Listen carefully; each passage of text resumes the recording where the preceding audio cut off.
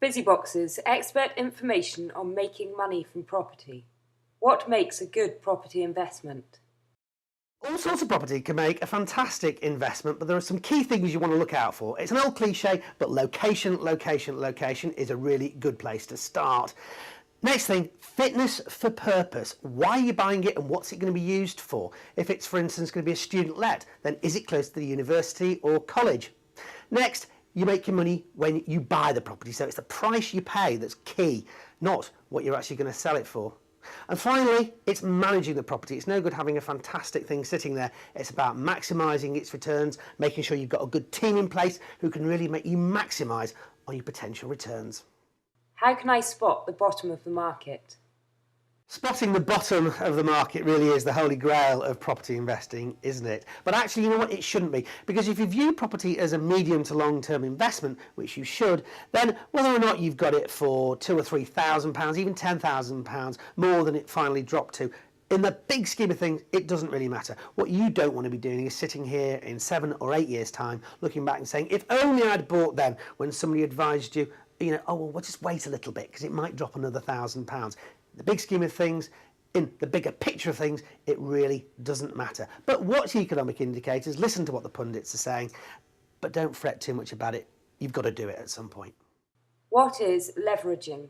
To explain leveraging, if I imagine that I spend 100% of my money on one property, that is no leveraging whatsoever. If I spent half my money on two properties and maybe get mortgage finance or other finance to buy two properties, so I've taken 50% and a 50% mortgage, 50% and a 50% mortgage, and I've got two properties for my initial investment. Take that to its extreme. Let's say we could get, in an ideal world, 20% down on a property, 80% mortgage. I can now afford 5 properties. Let's now assume that each of those properties goes up by £10,000. Instead of just getting one lot of £10,000 profit, I've got 5 lots of £10,000 profit for the same amount of money that I put in. That is leveraging. It's maximising your money to the best effects. Should I go for capital appreciation or rental return? Most people would like a mixture of both rental return and capital growth on a property, but it really depends on your investment strategy. I know people who will only buy a property if it delivers good returns from a rental point of view, because what they're building is a portfolio. If you're looking to buy a property and move it on really quickly, then I think it's capital appreciation you're after. So you've got to be looking for a different kind of property, one that you can maybe add value to very quickly by doing up and moving on. If it's something you're viewing as a long-term investment as part of a portfolio, then really that rental return, that thing which makes the property basically wipe its sort of face clean and pay for itself on an ongoing basis, is key. Most people, I think, it's a balance of the two. How do I maximise growth?